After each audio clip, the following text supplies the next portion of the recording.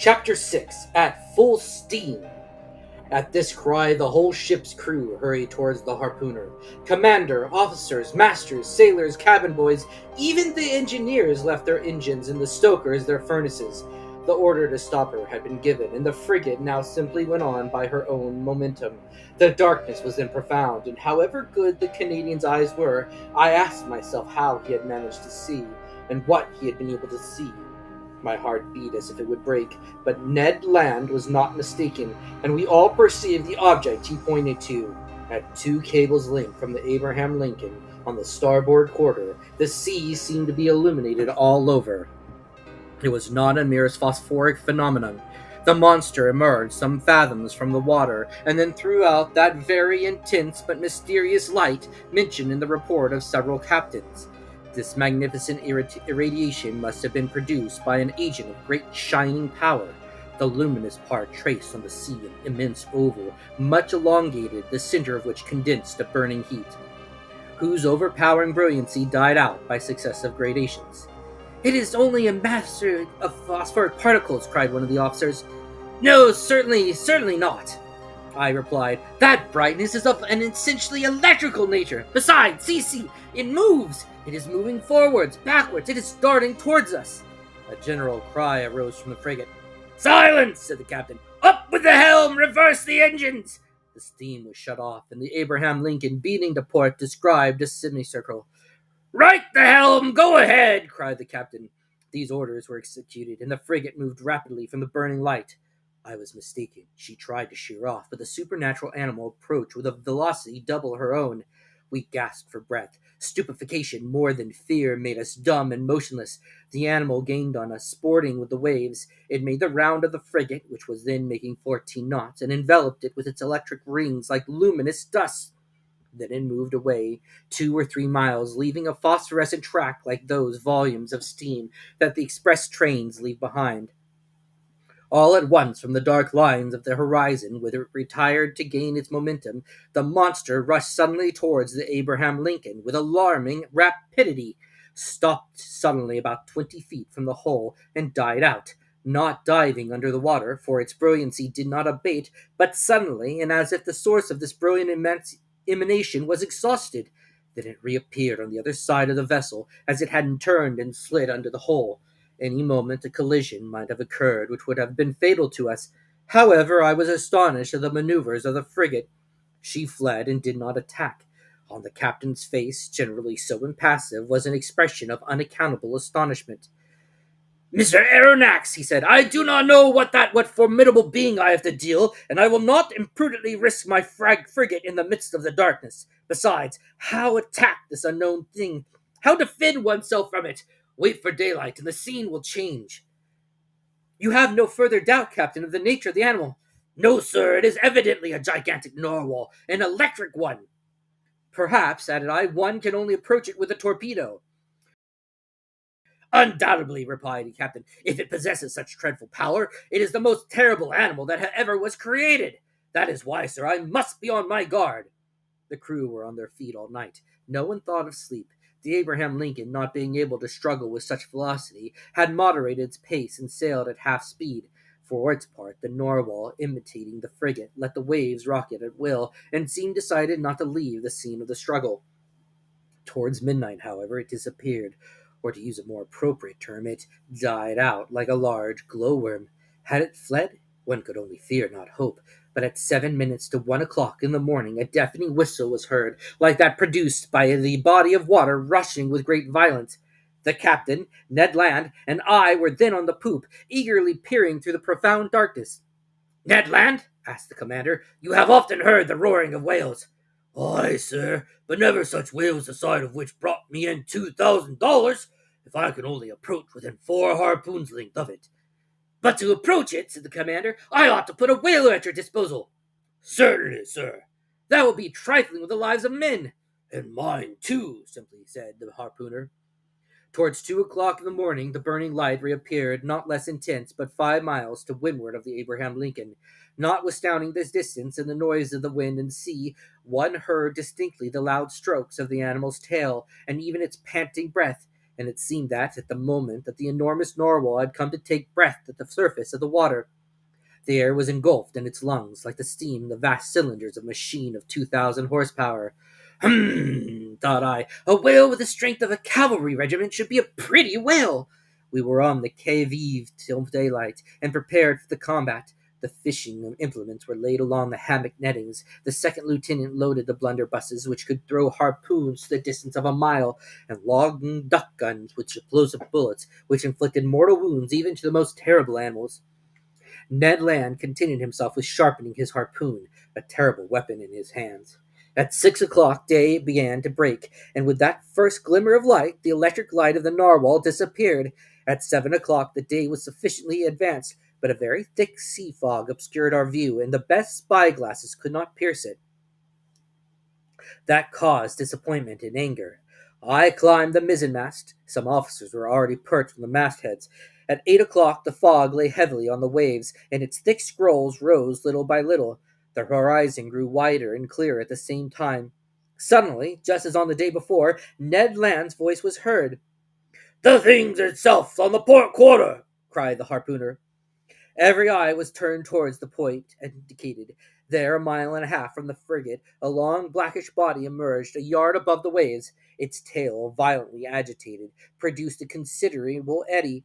Never did a tail beat the sea with such violence. An immense track of dazzling whiteness marked the passage of the animal, and described a long curve.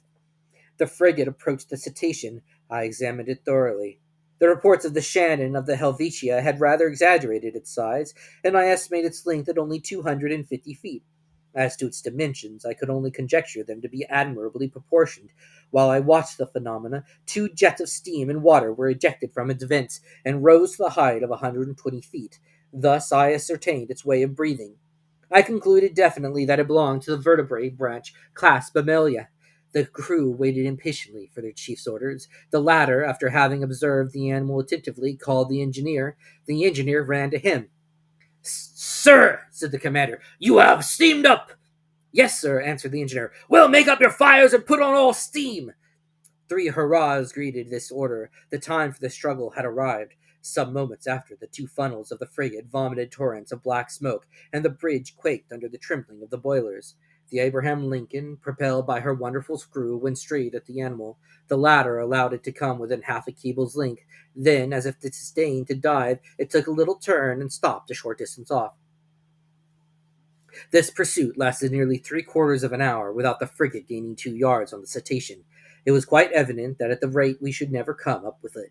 "Well, Mr. Land," asked the captain, "do you advise me to put the boats out to sea?" "No, sir," replied Ned Land, "because we shall not take that beast easily." "What shall we do then?"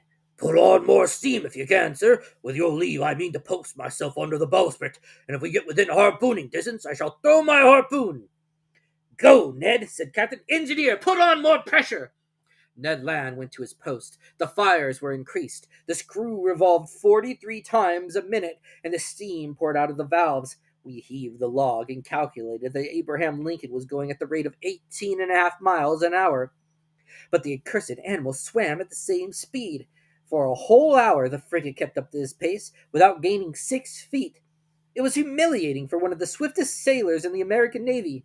A stubborn anger seized the crew. The sailors abused the monster, who, as before, disdained to answer them.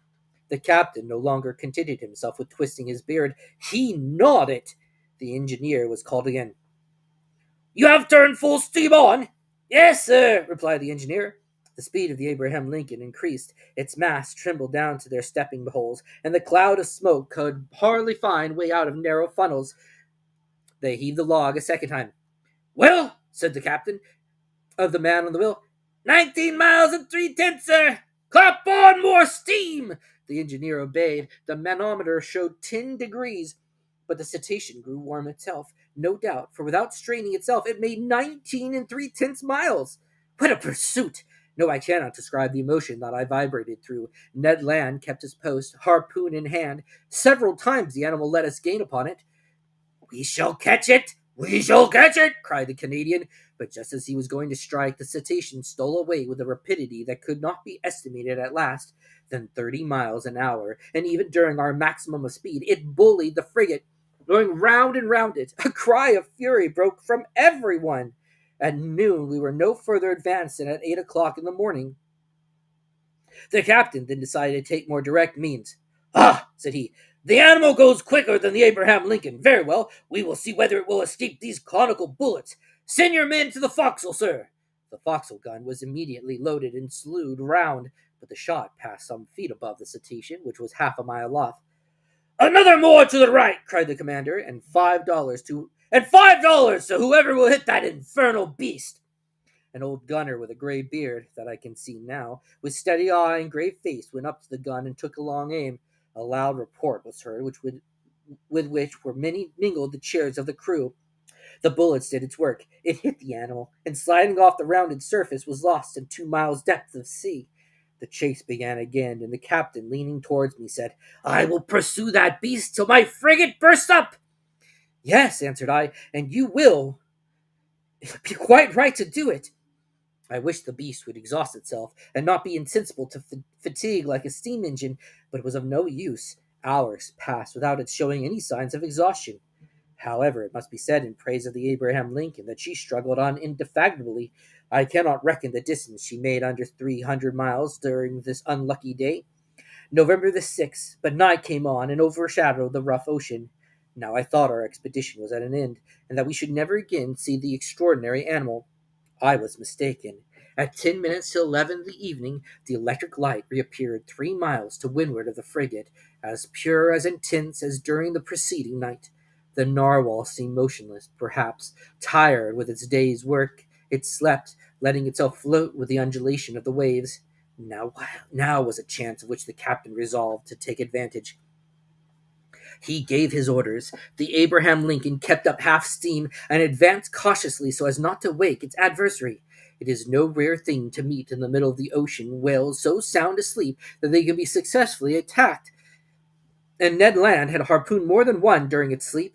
The Canadian went to take his place again under the bowsprit.